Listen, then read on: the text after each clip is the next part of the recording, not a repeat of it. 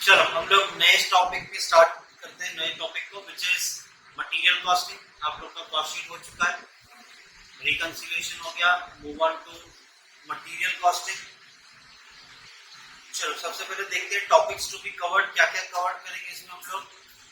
Stock level, EOQ that is economic order quantity, इसका calculation और evaluation of alternative basis पे check करेंगे।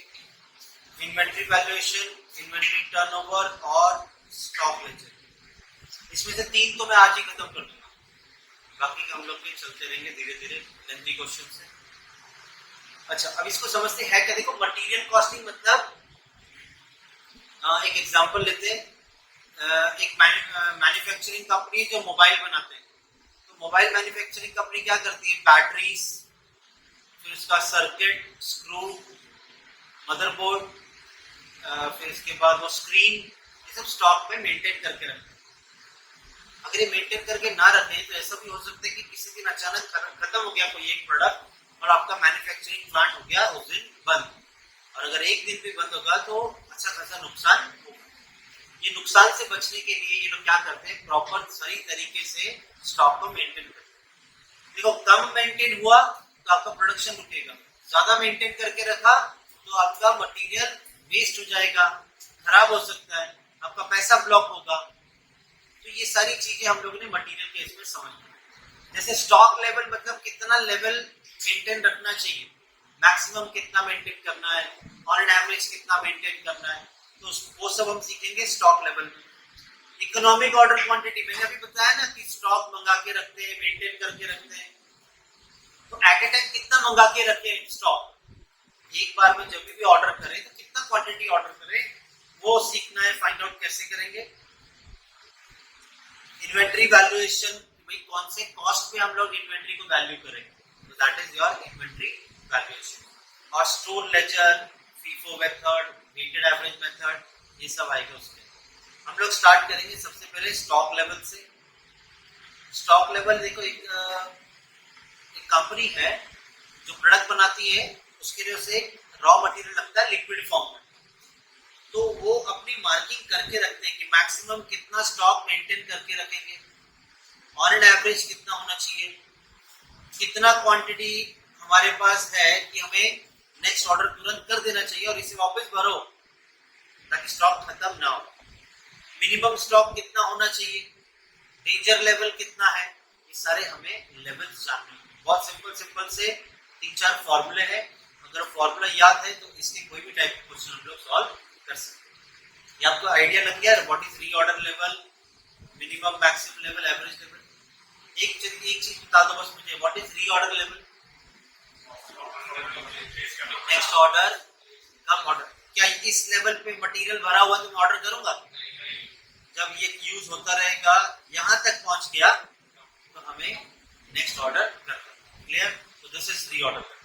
इसके कुछ फॉर्मूला बेसिस पे पहले इसको हम पहले समझ लेते हैं क्या है, कुछ टर्म्स समझते हैं इसमें, देन फॉर्मूला पे जाएंगे। To understand various stock level we need to understand two terms, consumption that is usage, या तो कंजम्पशन वर्ड बोला होगा या तो यूसेज बोला होगा। It denotes the rate at which raw material is used by production department to produce finished goods। Raw material use करके हम फिनिश गुड्स बनाते हैं, तो आपका कंजम्पशन कितना होता है, तो भाई डेली बेसिस पे 80 से 100 किलो मटेरियल हमें लगता है, तो ये 80 केजी जो है ये हमारा मिनिमम कंजम्पशन है, और ये जो 100 केजी है ये हमारा मैक्सिमम कंजम्पशन है ऑन अ पर्टिकुलर डे। तो एवरेज कंजम्पशन अगर ढूंढना है, एवरेज बोलो या नॉर्मल बोलो, ये कैसे मिलेगा, 80 minimum plus maximum divided by 2, तो 80 plus 100 180 divided by 2 is 90 kg is our average, that is normal consume. तो आपको मिनिमम ऐसे दिया रहेगा डेटा कितना कंज्यूम करते हैं, कई बार आपको मिनिमम मैक्सिमम बोला होगा तो आपको एवरेज फाइंड आउट करना है, मिनिमम और मैक्सिमम को ऐड करना है। नेक्स्ट टर्म याद रखना है, लीड टाइम बोलते हैं, या तो डिलीवरी पीरियड बोलते हैं, या तो रीऑर्डर पीरियड बोलते हैं, ये कोई भी नाम दिया जा सकता है, is one and the same. It denotes the time gap between the date of placing an order and the date of receipt of order.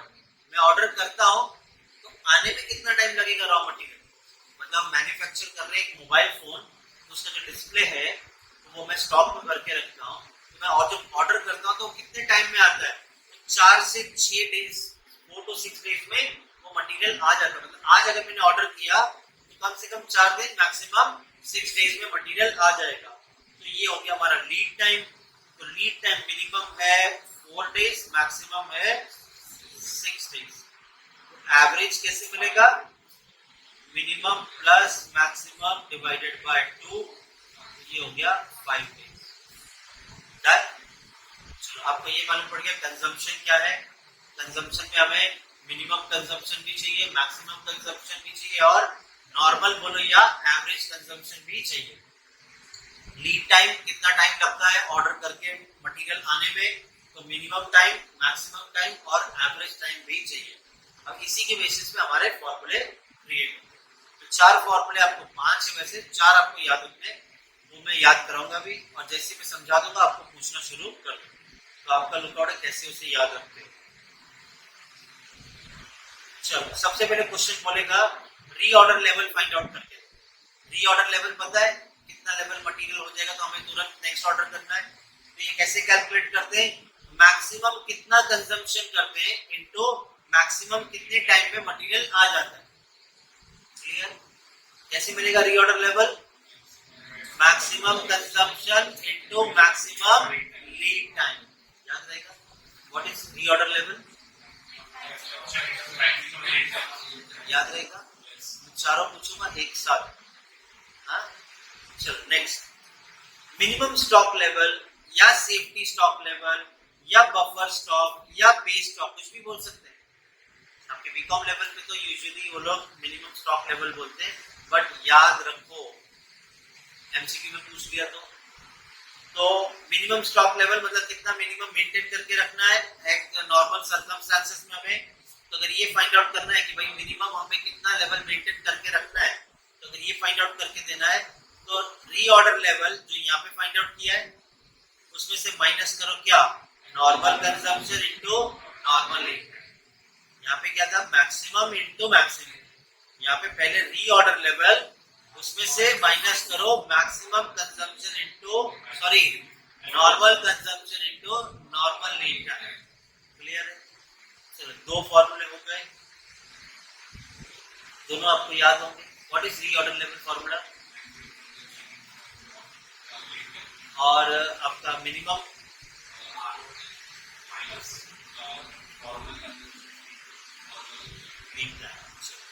तुम बोलो minimum consumption, minimum level stock level कैसे मेंटेन करना है, कैसे calculate करना है। What is ROL, reorder level lead time. चलो 2 फॉर्मूले हो गए।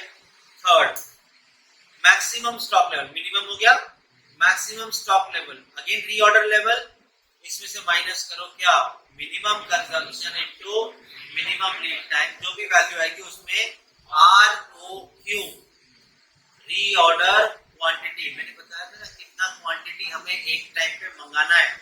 इसके रिगार्डिंग तो हमारा EOQ पूरा क्वेश्चन, पूरा एक पार्ट ही है, economic order quantity find out करना कि हम कितना ऑर्डर करें कि हमारा स्टोर करने का कॉस्ट और उसे मंगाने का कॉस्ट मिनिमम हो। That is called as economic order quantity या उसे बोलते हैं रीऑर्डर क्वांटिटी। तो याद रखो मैक्सिमम लेवल ढूंढना है तो रीऑर्डर लेवल में से माइनस करेंगे क्या, minimum consumption into minimum lead time plus reorder quantity बोलो या EOQ बोलो। क्लियर है, ROQ बोलो EOQ बोलो, कोई दिक्कत नहीं। चलो यहाँ पे हो गए थर्ड फॉर्मूला हमारा खत्म। What is minimum maximum level, minus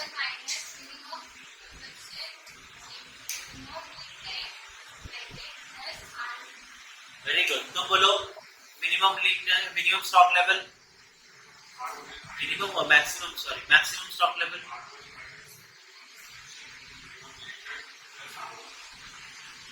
reorder level,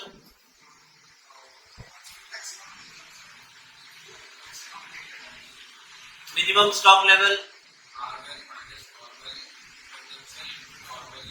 खत्म। लास्ट फॉर्मूला, फोर्थ फॉर्मूला बहुत simple, average stock level minimum maximum दोनों ऐड करो divided by 2। Clear? Minimum plus maximum divided by 2। Danger level हम आगे देखेंगे, फिलहाल रहने दो, ठीक है? चलो अब इसके रिगार्डिंग एक क्वेश्चन देखते हैं। सीधा क्वेश्चन 38 पे आओ, अपने बुक में निकालो।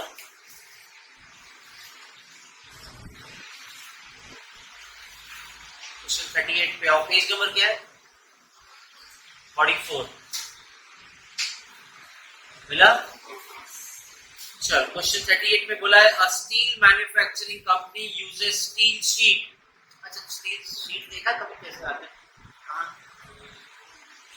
रोल वो नहीं का, ट्रक के ऊपर कभी कभी बड़े बड़े रोल उसको बांध के ट्रैवल करते हैं, वो लिक्विड फॉर्म में होता है, तो उसको मेल्ट करके वो लोग बनाते हैं शीट, बाद में उसको रोल गर्म में ही रोल करते हैं और ट्रक के ऊपर लोड करके भेजते हैं। इसके रिगार्डिंग आजकल यूट्यूब पे वीडियो भी आती है, क्यों उसको ऐसा रखते हैं ऐसा नहीं रखते। हाँ, रील्स में आता है बहुत है। तो ये कंपनी क्या है, मैन्युफैक्चर कर रही है स्टील शीट। ये शीट बना रही है वो वाले। क्या करते हो शीट का? सब कुछ बनता है उससे। उसको प्रॉपर वैसा कट करते हैं, उसको बॉक्स के शेप में मोल्ड करते हैं, वो पाइप बन जाता है, वो स्क्वायर पाइप बन जाता है, लंबे लंबे पाइप बन जाते हैं, या गोल पाइप बन जाता है, वो जैसे मोल्ड करोगे वैसे। चलो उस क्या करना है उस मटेरियल का वो तो समझ गए। तो बोलते हैं manufacturers and manufacturing company use steel sheet for production and provides with the following details. अब ये स्टील शीट बनाते हैं तो मैक्सिमम कितना यूज होता है? 500 KG per day.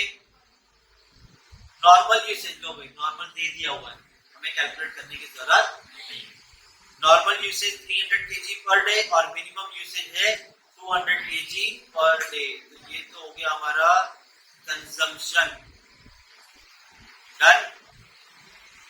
Next, maximum reorder period बोलो या लीड टाइम बोलो, is one and the same.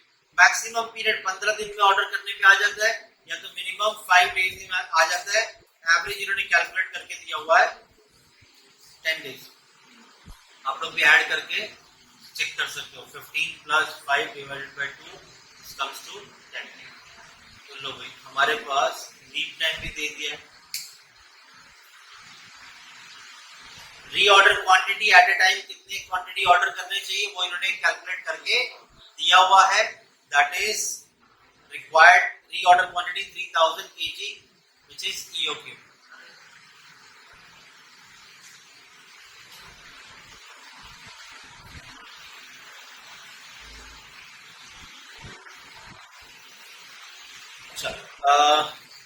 Next इन्होंने क्या कैलकुलेट करने बोला है? Calculate reorder level, maximum level, minimum level. हमने सीखा था reorder level, minimum level, maximum level, ऐसे सीखा था, और फिर एवरेज लेवल। ठीक है, अब इन्होंने जैसे बोला वैसे करो, या जब तुम्हें पता वैसे करो, आंसर को हाईलाइट कर देना बस। चलो तो इसके बेसिस पे हम सम सॉल्व करेंगे। सबसे पहले बोला है रीऑर्डर लेवल फाइंड आउट करने।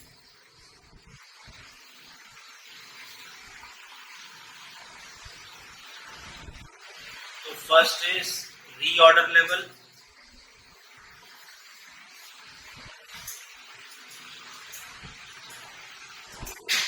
क्या है formula? Maximum consumption into maximum lead time. तो चलो बताओ मुझे मैक्सिमम कंजम्पशन कितना है? 500 केजी पर डे, और मैक्सिमम लीड टाइम क्या है? 15 डेज। ठीक है, 500 केजी इंटू 15 डेज, तो आपका रीऑर्डर लेवल कितना है? मतलब आपका जो लिक्विड भरा हुआ है ना, जो रॉ मटेरियल भरा हुआ है ना, वो जैसे 7500 केजी पे आ जाएगा, फटाफट नेक्स्ट ऑर्डर। ठीक है। सेकंड, इन्होंने पूछा है मिनिमम, मैक्सिमम पूछा है ना, तो हम मिनिमम सॉल्व करते हैं। मिनिमम रीऑर्डर लेवल क्या है फॉर्मूला मिनिमम का? Reorder level minus normal consumption into normal lead time. चलो रीऑर्डर लेवल कितना अभी फाइंड आउट किया था 7500 kg। नॉर्मल कंजम्पशन कितना है? नॉर्मल कंजम्पशन है 300 kg और नॉर्मल लीड टाइम है that is average lead time 10। So 300 kg into 10 days, तो भाई 10 दिन तक तो आएगा नहीं मटेरियल, तो कितना मटेरियल होना चाहिए? 7500 kg माइनस 3000 kg। सो यार मिनिमम रीऑर्डर लेवल कितना है? 4500 kg। क्लियर है? चलो third, maximum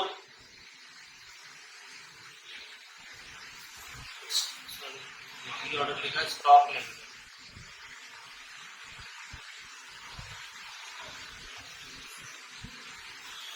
minimum stock level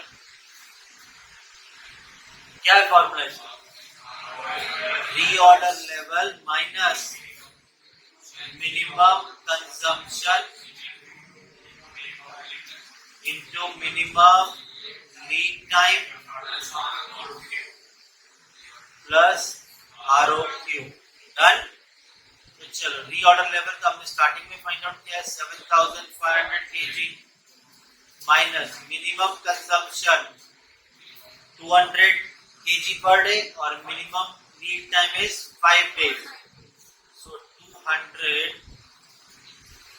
into 5 days plus reorder quantity is 3000 kg। So 7500 kg minus 1000 kg और फिर प्लस करो 3000 kg, 9500 kg is your maximum stock level. इतना ही भर के रखना मैक्सिमम। चलो फोर्थ आता है average stock level which is minimum stock level plus maximum stock level divided by 2। Minimum stock level कितना फाइंड आउट किया था आपने? 4500 kg। मैक्सिमम स्टॉक लेवल ढूंढा है हमने 9500 kg डिवाइडेड बाय 2। कितना आया? अरे मेरे को इतना सिखा रहे हो तो मन से ढूंढ के नहीं दे सकते। 4500 plus 9500 divided by 2 which is 7000। कौन था ये? 9250 बोला था अभी। तुमने अभी तक कैलकुलेटर नहीं खरीदा? टूट गया तो फिर खरीदो। पैसे तो चलो आगे। हाँ वो ये उसे जीता था ना, तो फिर क्यों नहीं खरीदा? हाँ लिया। चलो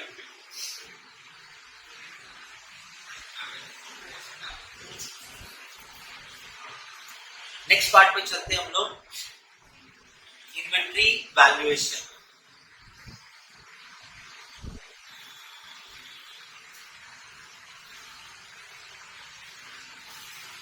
इन्वेंट्री वैल्यूएशन के लिए अभी तक कितने फॉर्मूले याद किए तुमने? ये क्या फॉर्मूला है क्या? कुछ नहीं, ठीक है। बस छोटी मोटी चीजें याद रखनी है, हो जाएगा सॉल्व। COGS मतलब cost of goods sold. Usually कैसे फाइंड आउट करते हैं? Opening stock plus purchase minus closing stock.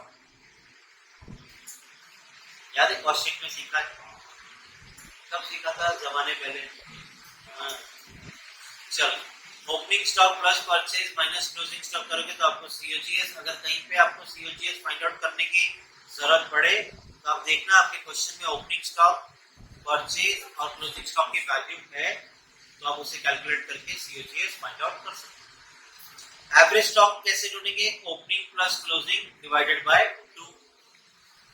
और एक फॉर्मूला पूछा जाएगा स्टॉक टर्नओवर रेशियो, कितने टाइम के बाद ये जो पड़ा हुआ स्टॉक है हमारा निकल जाता है। स्टॉक टर्नओवर, फिर नया स्टॉक आता है, फिर वो खत्म होकर निकलता है, फिर नया स्टॉक आता है। स्टॉक तो आते रहेगा ना रेगुलर, तो कितने टाइम बाद हमारा स्टॉक टर्नओवर होता है वो अगर फाइंड आउट करना है तो COGS upon average stock. In short अगर आपको स्टॉक टर्नओवर रेशियो ढूंढना है तो आपको COGS कैलकुलेट करने आना चाहिए और एवरेज स्टॉक कैलकुलेट करने आना चाहिए। तो क्वेश्चन 42 पे आ जाओ।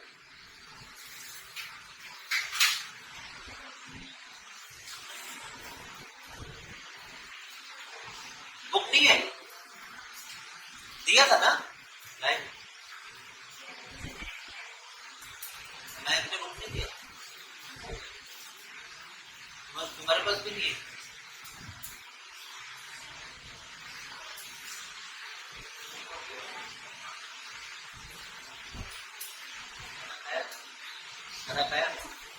बोलना नहीं।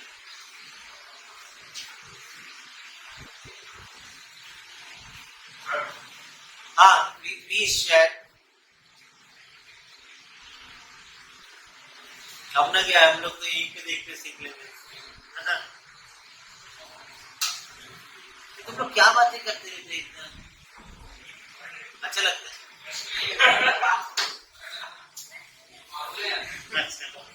अच्छा तो फिर मुझे बता मैक्सिमम स्टॉक लेवल कैसे मिलता है?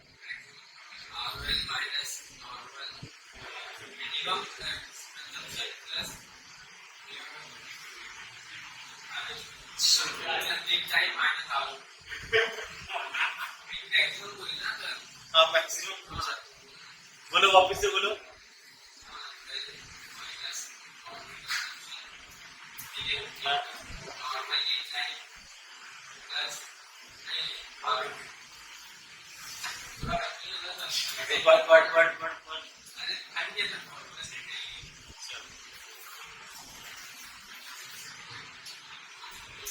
तो नॉर्मल नॉर्मल कर रहा था ये नहीं।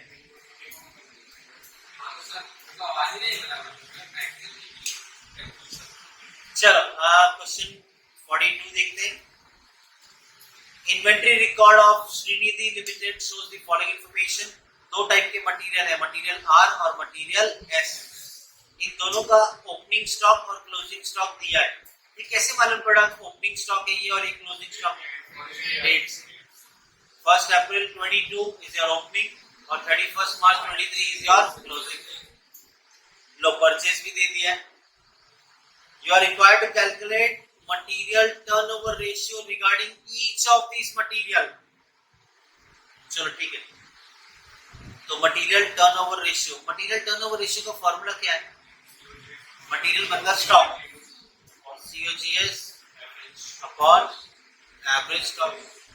अब इस तीन डेटा में आपके पास COGS नहीं दिया है, आपको ढूंढना होगा कैसे? Opening plus purchase minus closing. और एवरेज स्टॉक कैसे मिलेगा? Opening plus closing divided by 2। तो हम लोग दोनों मटेरियल का पहले COGS और एवरेज स्टॉक फाइंड आउट करें। तो पहले हमने फाइंड आउट किया COGS, opening stock plus purchase minus closing stock.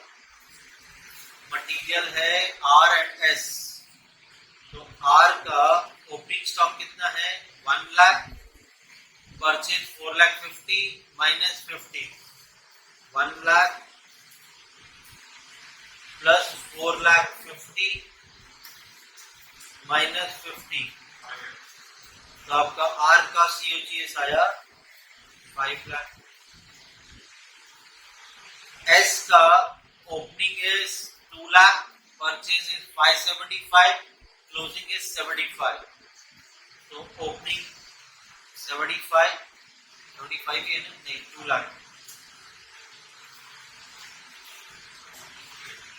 2 lakh, purchase is 5,75,000, closing 75,000, तो कितना आया 7 लाख का सीओजी। मैं यहाँ पे सॉल्व कर रहा, तुम लोग मत ऐसे करते रहना एग्जाम में। Average stock which is opening stock plus closing stock upon 2R.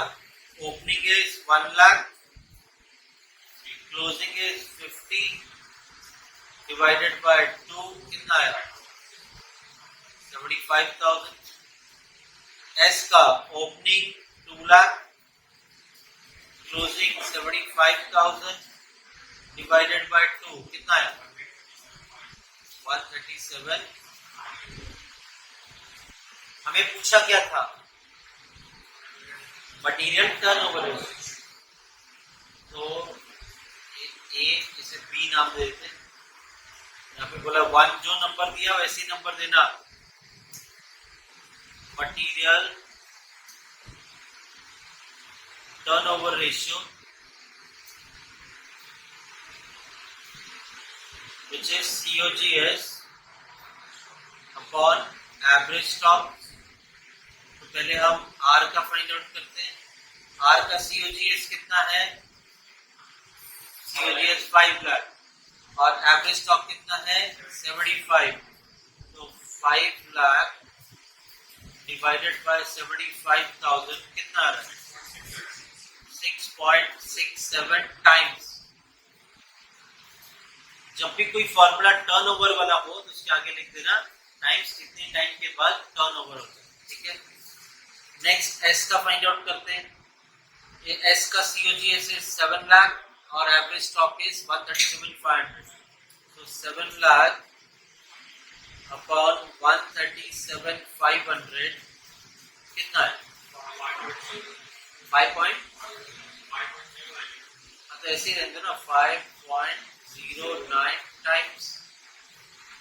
Done, कोई दिक्कत इसमें? नेक्स्ट बोला है express in number of days. Number of साल में कितने दिन होते हैं 365। नहीं बोला है तो 365, लीप ईयर है तो 366, कुछ नहीं बोला तो 365 लेके चलो, ठीक है। कभी कभी क्वेश्चन बोलेगा assume there is 360 days in a year, जब स्पेसिफाई कर रहे हैं तो 360 डेज लेके चलना। तो नंबर ऑफ डेज में फाइंड आउट करके तो बहुत आसान है। क्या गड़बड़ कर सकते हो वो भी बताया तो। Number of days find out करना है, कितने टाइम तक स्टॉक, कितने दिन तक स्टॉक हमारे पास पड़ा रहेगा। तो आर का स्टॉक टर्नओवर रेशियो 6.67 टाइम्स। साल में 365 डेज होते हैं, परफेक्ट। तो चलो कितना आ रहा है,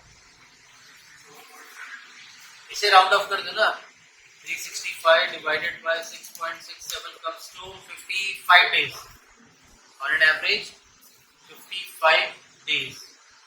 और as 365 days upon 5.09, 365 divided by 5.09 72 days. Done, मतलब आर जो मटेरियल हम मंगा रहे हैं वो 55 डेज तक पड़ा रहता है, फिर यूज होते निकल जाता है, फिर नया मटेरियल आता है। और जो एस है वो 72 डेज तक पड़ा रहता है और फिर निकलता है।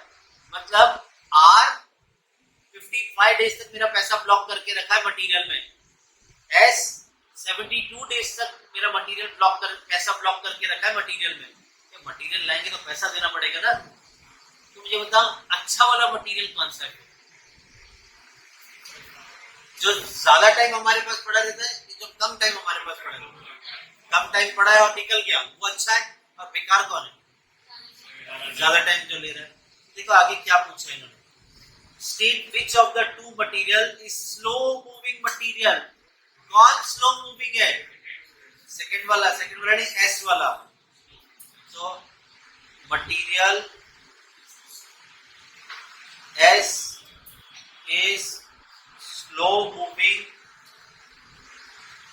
material as it is held for more days, that is 72 days, और 72 डेज तक हमारा पैसा लॉक है मटेरियल लेके खरीद के रखते हैं। डन।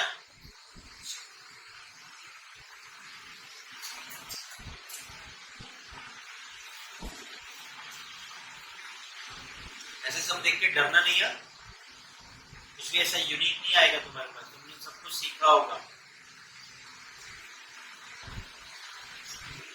चलो क्वेश्चन 45 पे आ जाओ।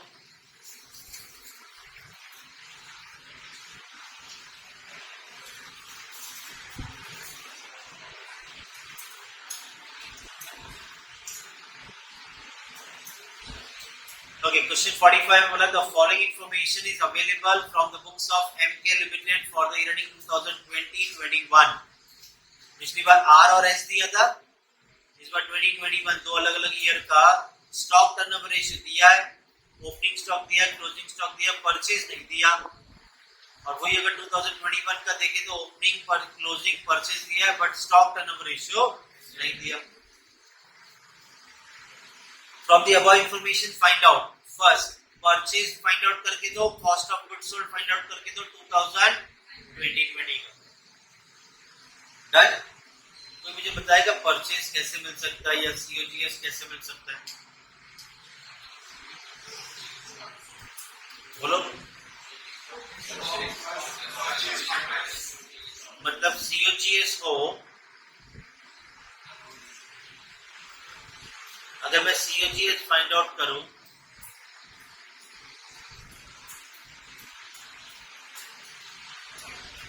COGS का फॉर्मूला क्या है? ओपनिंग स्टॉक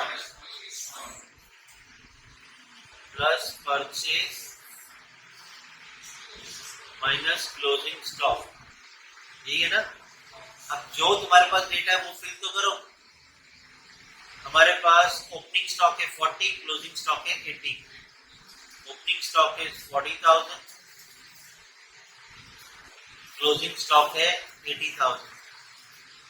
अब अगर मेरे पास यहाँ पे तो दो चीज मिसिंग है ना, अगर सिर्फ एक चीज मिसिंग होती है दूसरी मिल जाती। अब दो चीज मिसिंग है तो सॉल्व नहीं होगा, बट कुछ ना कुछ तो हिंट दिया होगा, ये ले लिया, ये ले लिया, ये ढूंढना है, कुछ तो हिंट दिया है क्या? Stock turnover ratio. तो स्टॉक टर्नओवर रेशियो क्या है फॉर्मूला? वो एवरेज स्टॉक है। स्टॉक टर्नओवर रेशियो का COGS अपॉन एवरेज स्टॉक, बराबर। एवरेज स्टॉक तो मिल जाएगा ना, मैं बाजू में कैलकुलेट कर रहा हूं अगर तुमको याद है कि एग्जाम में जब जाओगे 5-6 लाइन छोड़ के फिर एवरेज स्टॉक ढूंढना। Average stock is equals to opening plus closing divided by 2। Opening कितना है 40,000, क्लोजिंग कितना है 80,000 डिवाइडेड बाय 2 कितना 60। इसका मतलब आपको बोला है, देखो स्टॉक टर्नओवर रेशियो 4 टाइम्स बोला है ना, तो आपने 4 लिखा। COGS नहीं है आपके पास बट एवरेज स्टॉक तो है। क्या करेंगे, कुछ आइडिया? मल्टीप्लाई हो जाएगा ना, ये डिवाइड राइट हैंड साइड में। सर किसका right hand side? Equals to के राइट हैंड साइड में ये डिवाइड हो रहा है, जब इसे लेफ्ट साइड में लेके जाऊंगा तो मल्टीप्लीकेशन हो जाएगा। तो 4 into 60,000 that will be your COGS। तो कितना है COGS? 2,40,000। चलो भाई 2,40,000 तो हमें मिल गया। तो क्या फाइंड आउट करना बाकी है? सिर्फ परचेज। मैं सब वैल्यू लेफ्ट हैंड साइड ले जाता हूं, क्लियर है? तो minus will become plus. So 2,40,000 left hand side, right hand side से लेफ्ट हैंड साइड लेके आए तो पॉजिटिव 40 विल बिकम -40 और -80 will become +80। That will be your purchase. तो परचेज कितना, तो परचेज इज 2 लाख। तो लो हमें परचेज बोला वो भी फाइंड आउट किया, कॉस्ट ऑफ गुड्स सोल्ड बोला वो भी फाइंड आउट किया, सिंपल। फिर बोल रहे स्टॉक टर्नओवर रेशियो ढूंढो, सीओजीएस ढूंढो किसका, 2021 का।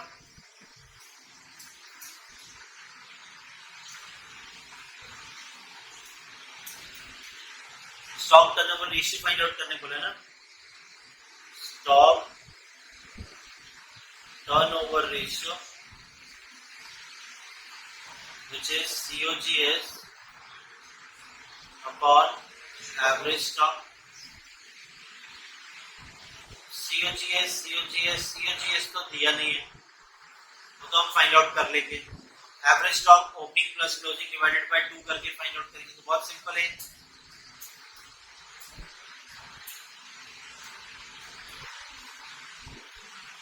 COGS is equals to opening plus purchase minus closing. कितना है तुम्हारा ओपनिंग, 30,000। परचेज कितना है, 3,40,000 और क्लोजिंग 50। कितना है,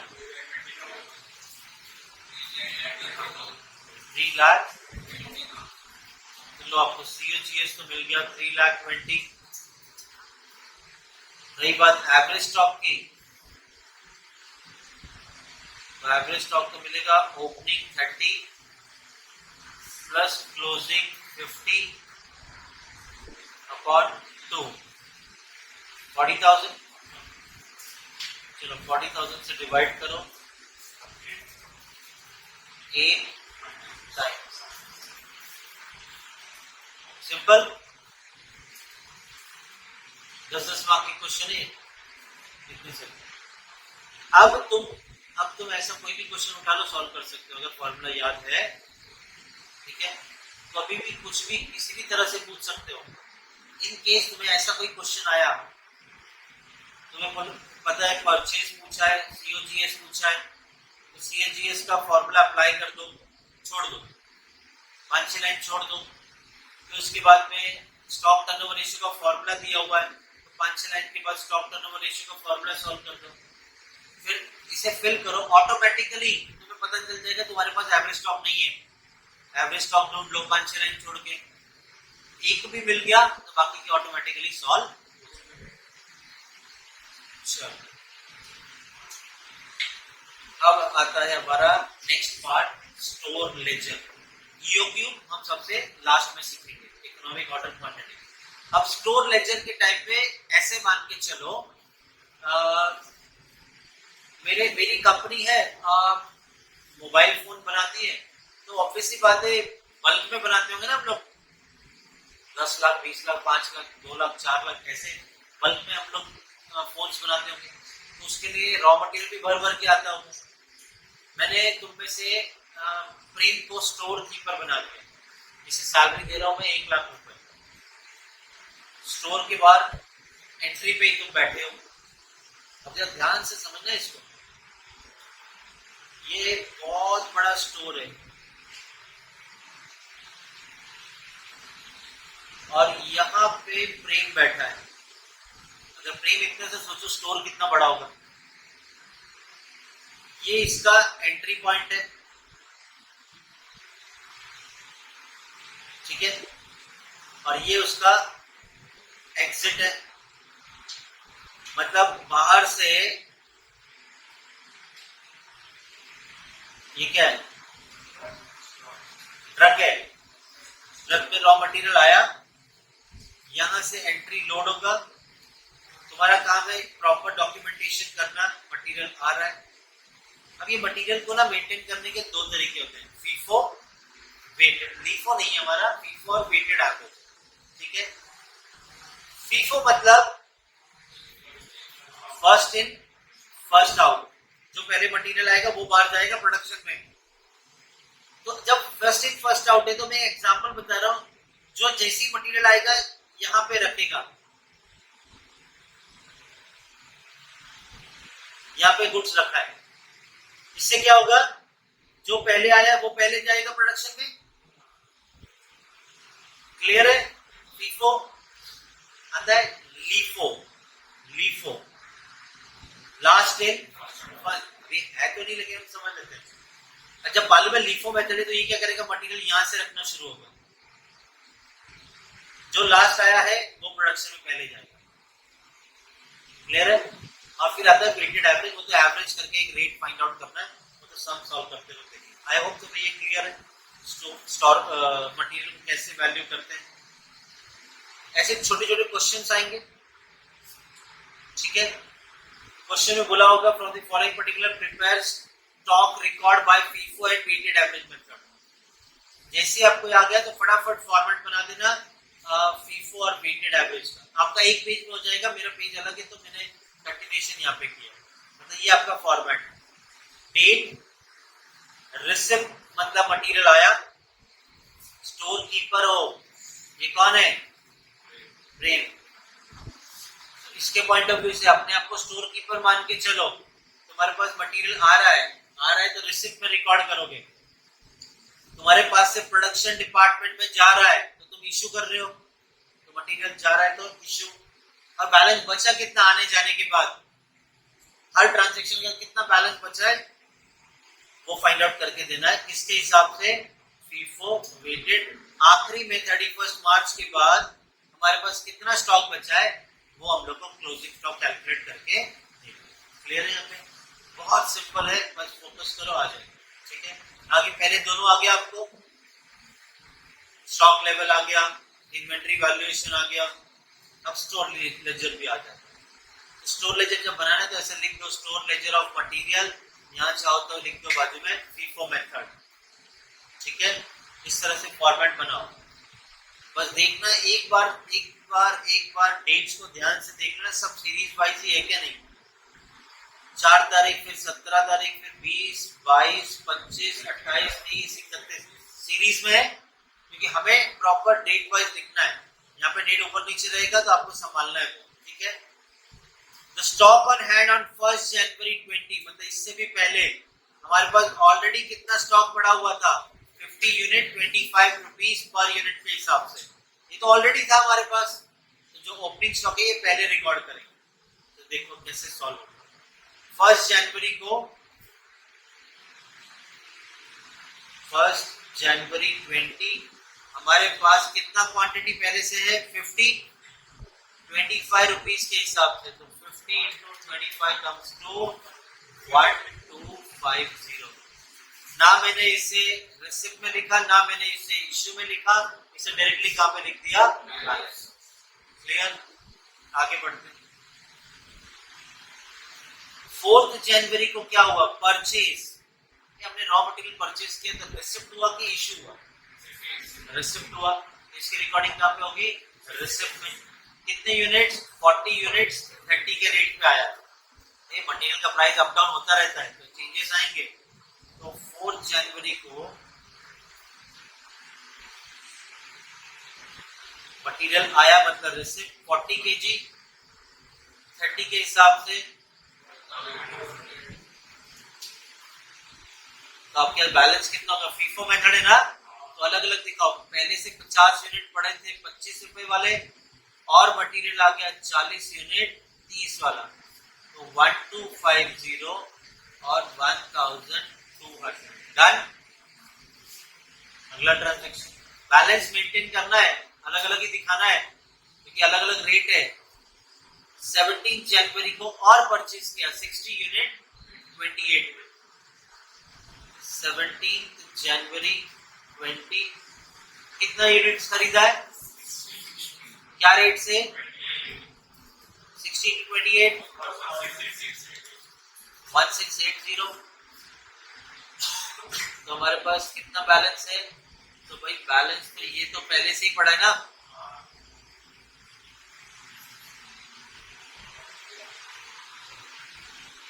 ये तो हमारे पास पहले से था। और कितना आया, 60 यूनिट आया 28 के हिसाब से 1680। अभी तक समझा है? बेटा मैं तुमसे एक सवाल पूछूं ना, जब मैं यहाँ से मटेरियल जाएगा मेरे पास से, कहाँ जाएगा? प्रोडक्शन डिपार्टमेंट में जाएगा। 25 वाला जाएगा, 30 वाला जाएगा कि 28 वाला जाएगा? पहले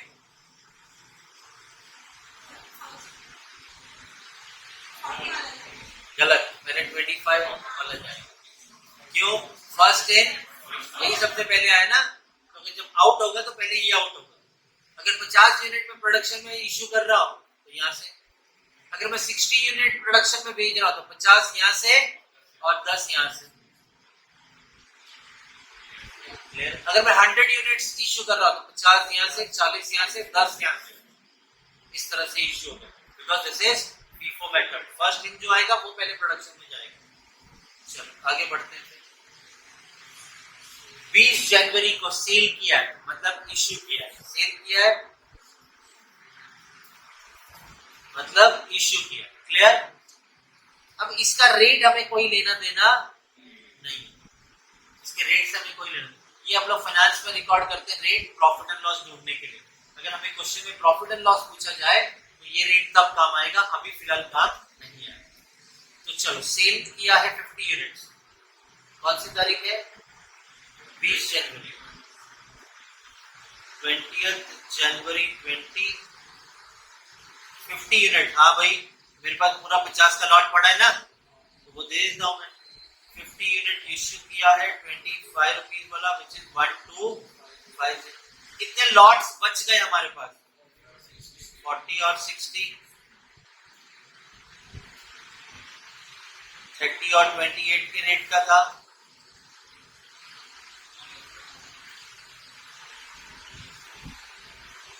डन?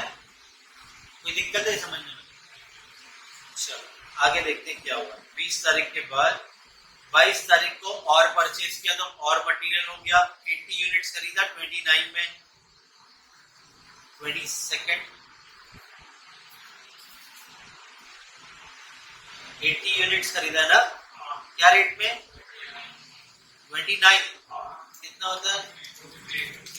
2320। तो जगह तो नहीं है, फिर भी मैं लिखता हूं यहाँ पे, याद रहेगा ना तुमको? ये 40 यूनिट्स और 60 यूनिट्स तो पहले से था। 80 यूनिट्स और आ गया। 30 और 28 के हिसाब से पहले से था, और 29 के हिसाब से और आ गया। ये दो रेट पहले से थे हमारे पास इतनी वैल्यू का, और कितना आ गया? 2320। डन?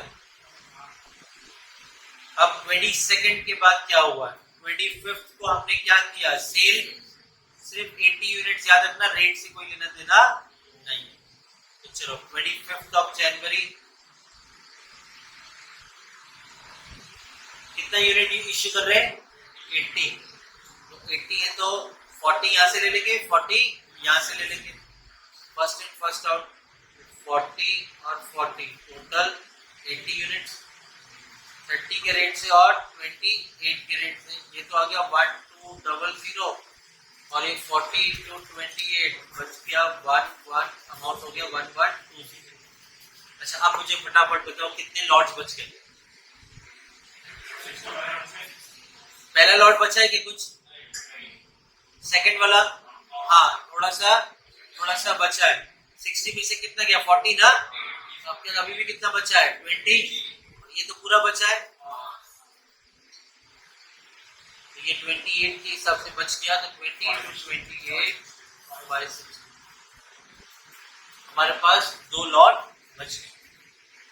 25 जैन के बाद 28 ऑफ जैन क्या कर रहे हैं? फिर से सेल कर रहे हैं 20 यूनिट्स का।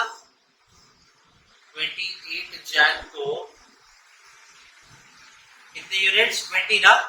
हाँ भाई, इसी लॉट से हम लोग निकाल सकते हैं।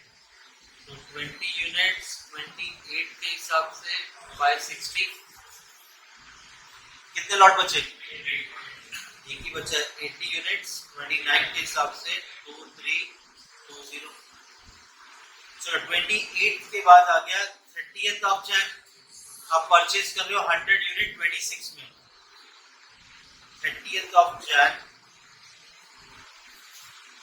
100 यूनिट खरीद रहे हो, क्या रेट से? This comes to 2600। दोबारा से दो लॉट हो गए, 80 यूनिट्स 29 के हिसाब से, 100 यूनिट 26 के हिसाब से, 2320 एंड 2600। 30th जैन के बाद लास्ट ट्रांजैक्शन है, 31st जैन सेल कर रहे हैं 90 यूनिट्स। 31st जैन कितने यूनिट बेच रहे हैं? 90 ना। तो भाई 80 यूनिट्स तो पहले लॉट से ले लिया आपने यहाँ से 29 के रेट से, और कितना चाहिए? 10। तो 10 हम लोग इस 100 से ले लेंगे 26 के हिसाब से। This comes to 260 and this comes to 2320। अब तुम्हारे पास कितने लॉट बचे? एक। लास्ट वाला कितना बचा? ये तो पूरा गया, इस 100 में से सिर्फ 10 गया, तो बचा कितना? 90। 26 के हिसाब से कितना? 2340 हो गया सम खत्म। बट फीफो खत्म हुआ है। अब वेटेड एवरेज आया तो कैसे सॉल्व करोगे? दोनों एक साथ आएगा तो 20 मार्क के लिए आएगा, सिंगल आया तो 10 मार्क के लिए। तो क्या दुआ करना, दोनों साथ में आए, पकड़ के मार्क्स बन रहे हैं ना। और एक आधा ट्रिकी डाल दिया कोई चीज, दोनों रॉन्ग हो गए। चलो वेटेड एवरेज में एक क्वेश्चन को ना नीचे ले आता हूं, पहले डुप्लीकेट करके।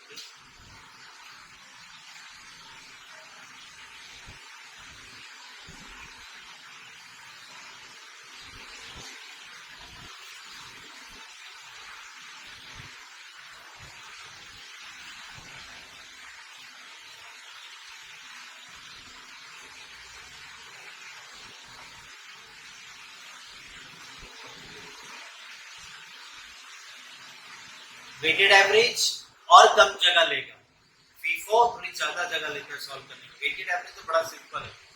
चलो सबसे पहले तो 1 जनवरी को 50 यूनिट्स हमारे पास था 25 के हिसाब से। 1 जनवरी 20 हमारे पास 50 यूनिट्स था 25 के हिसाब से, 1250। फिर आपने 4 जनवरी को 40 यूनिट खरीदा है 30 के हिसाब से। 4 जनवरी 40 यूनिट खरीदा है 30 के हिसाब से 1000।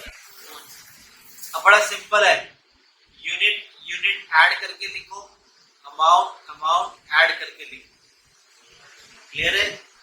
सो 50 प्लस 40 इज 90। कौन है 80? कौन बोला? बोल के ऐसा चेहरा करते हो जैसे किसी बोला ही नहीं है। चलो 1250 प्लस 1200 कम्स टू 24। अब ये 2450 को डिवाइड करो 90 से, 27.22। ये है हमारा वेटेड एवरेज रेट। ये क्या है हमारा? अब अगर कोई सेल करेंगे तो ना वो 25 में ना वो 30 में, अब जब सेल करेंगे इश्यू करेंगे तो वो 27.22 में रिकॉर्ड होगा। समझा? तो यही फर्क है वेटेड एवरेज और फीफो में। तो चलो नेक्स्ट ट्रांजैक्शन देखते हैं। 17 जनवरी को 60 यूनिट्स परचेज। 17 जनवरी 60 यूनिट परचेज, क्या रेट पे? 60 into 28 1680। चलो क्या करेंगे बैलेंस फाइंड आउट करने के लिए? यूनिट्स ऐड करेंगे, अमाउंट ऐड करेंगे। तो 90 प्लस 60 150 और 2450 प्लस 1680 कम्स टू 4130। 4130 को डिवाइड किया 150 से तो ये 27.53 है। क्लियर है? यहाँ पे कोई डाउट है बेटा? पूछो। 4130 को इसकी यूनिट 150 से डिवाइड करेंगे तो रेट आएगा 27.5। आजू बाजू को पूछो मत, मुझे पूछो। सेल इशू करते वक्त, हाँ हाँ, तो ये भूल जाओ अभी।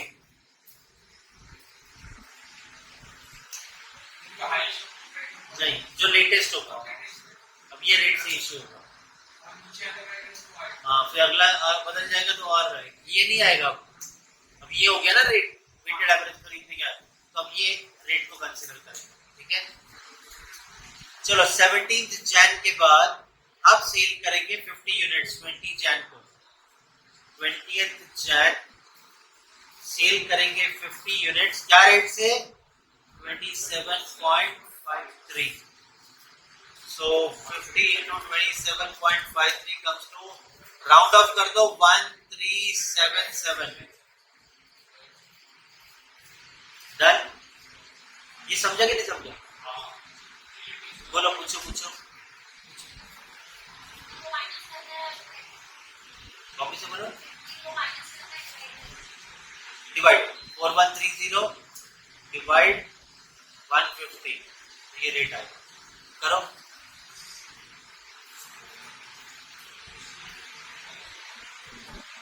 डिवाइड 150 आया? वह कैलकुलेटर भरा हुआ है, हम 2 डेसिमल लेंगे मैक्सिमम, ठीक है। चलो अब देखो तुमने क्या किया था, 50 था, 40 खरीदा तो ऐड करके 90 आया, 90 था, 60 खरीदा, ऐड करके 150। अब ऑब्वियसली बात है, इश्यू करें तो मटेरियल कम हो रहा है ना आपके पास से, 150 में से 50 गया तो बचा कितना? 100,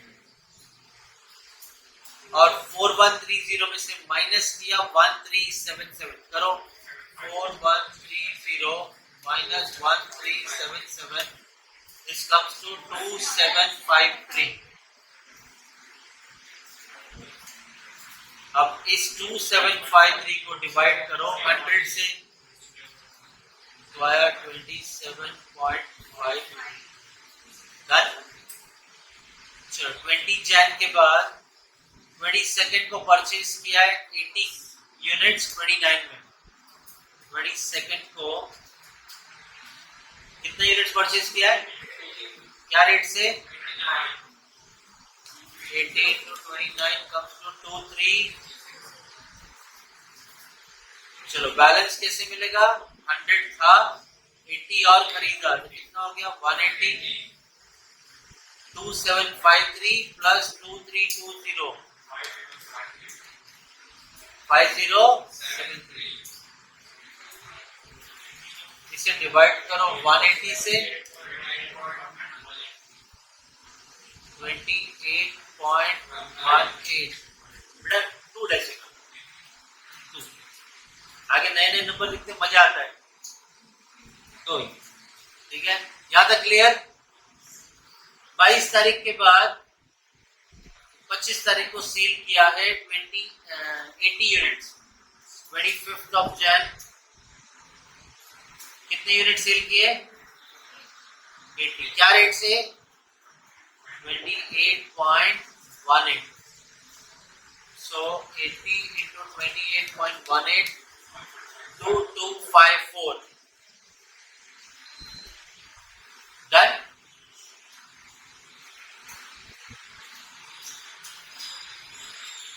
So 180 minus 80, 5073 minus 2254, 5073 minus 2254, 2819.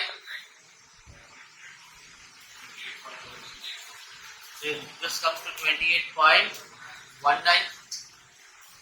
Next 25th of Jan के बाद 28th of January again sale 20 units.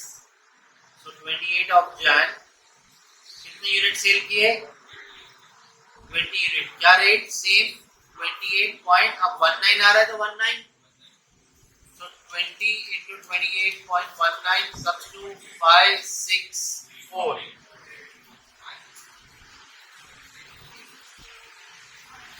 So 100 minus 20 comes to 80। ये क्लियर है? 2819 minus 564. 2819 minus 564 comes to 2255. इसे किससे डिवाइड करेंगे? 28.19.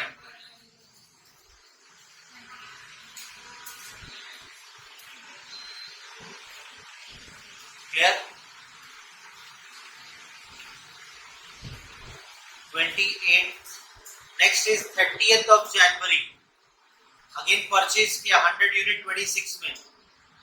30th January 100 unit purchase किया 26 में. This comes to 2600.